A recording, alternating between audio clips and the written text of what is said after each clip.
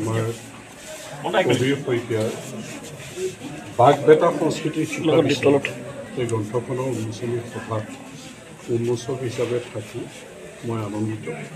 সেইকাৰণে যে আমাৰ সমষ্টিৰ স্থান জামুগুৰি বাৰেশ্বৰীয়া ভাওনা গৌৰৱৰে গৌৰৱান্বিত, বৰপুখুৰীৰ পাৰৰ বিহুমেলা আৰু বাঘ বেটা এই সংস্কৃতিৰ কাৰণে জামুগুৰিত প্ৰায় মানুহেই জানে। গতিকে ইয়াক আচলতে গ্ৰন্থ আকাৰে লিখি উলিয়াটো হয়তো কোনেও তেনেকৈ অনুভৱ কৰা নাছিলে। কবিৰ শইকীয়াই যিয়ে পদক্ষেপ ল'লে যথেষ্টখিনি কষ্ট কৰিছে, তথ্য সংগ্ৰহ কৰিছে তেওঁলৈ মই ধন্যবাদ জনাইছোঁ। অন্ততঃ ই হেৰাই নাযায়, লিপিবদ্ধ হৈ থাকে আৰু নতুন প্ৰজন্মইও এইখিনি জানিব পাৰিব আৰু আমাৰ অঞ্চলটোৰ এই গৌৰৱ এই গ্ৰন্থখনৰ জৰিয়তে আমি সকলোৱে জানিব পাৰিম বা ই এটা লিপিবদ্ধ হৈ থাকি গ'ল। আৰু মই আহ্বান জনাম, আৰু কাহিনী আছে বাঘ বেটা সম্পৰ্কত, সেইখিনিও তেওঁ সংগ্ৰহ কৰি পেলাই এই অঞ্চলৰ বাঘ বেটাৰ শিপা বিচাৰি যি এটা গৌৰৱ তেওঁ ৰাখিছে আৰু চেষ্টা কৰক ইয়াক যাতে আৰু সুন্দৰকৈ উপস্থাপন কৰিব পাৰে।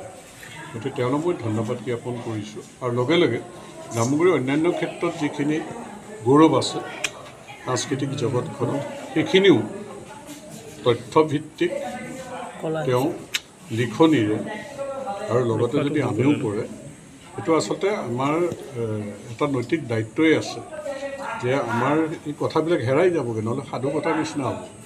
কিন্তু তথ্য যিহেতু আছে, ইয়াতে ফটো যথেষ্টখিনি তেওঁ আহৰণ কৰিছে, ইয়াতে দিছে এই গ্ৰন্থখনত। গতিকে আমি বিচাৰিছোঁ এনেধৰণে আমাৰ গৌৰৱবিলাক লিপিবদ্ধ হওক, আমাৰ নতুন প্ৰজন্মই জানিব, এইটো কেতিয়াও হেৰাই নাযায়। গতিকে মই তেওঁলৈ বিশেষভাৱে ধন্যবাদ জ্ঞাপন কৰিছোঁ, জামুগুৰিৰ সন্তান হিচাপে জামুগুৰিৰ গৌৰৱখিনি ৰক্ষা কৰা আৰু ইয়াৰ গৰিমা বৃদ্ধি কৰাৰ চেষ্টা কৰাৰ কাৰণে। এইখিনিতে এটা কথা আছে, অসম চৰকাৰৰ সাংস্কৃতিক মন্ত্ৰালয়ে কিবা এনেধৰণৰ ব্যৱস্থা ল'ব নেকি যে এই বিষয় লৈ পেলাই কিবা তথ্যচিত্ৰ বা চৰকাৰীভাৱে কিবা আবেদন জনাব নেকি? পদক্ষেপ লৈ আহিছে।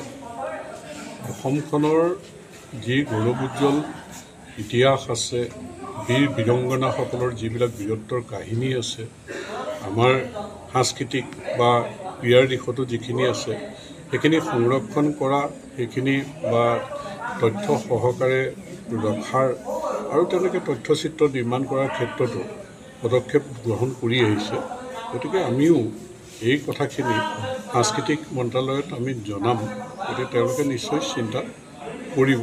যেনেকৈ আপোনালোকে অলপ দিন আগতে মুখ্যমন্ত্ৰী ডাঙৰীয়ে ঘোষণা কৰিছে, দেখিছোঁ যে 42 চনৰ 20 আগষ্ট দিনটো চতিয়া থানা সেই পতাকা উত্তোলনৰ বা ব্ৰিটিছৰ সেই শাসনৰ দিনত গণতন্ত্ৰ প্ৰতিষ্ঠা কৰাৰ কাৰণে ৰাইজে যেনেকৈ থানা ঘেৰাও কৰি পেলাই সেই গৌৰৱ অৰ্জন কৰিলে, তাৰতো কোনো ধৰণৰ স্বীকৃতি নাছিল, চৰকাৰে স্বীকৃতি দিলে আৰু সাংস্কৃতিক মন্ত্ৰালয়ে জনাইছে মুখ্যমন্ত্ৰী ডাঙৰীয়ে এইখিনি গোটেই সংগ্ৰহ কৰিবৰ কাৰণে। এই বিষয়ে আপুনি মই অৱগত কৰিম চৰকাৰ দৃষ্টিগোচৰ।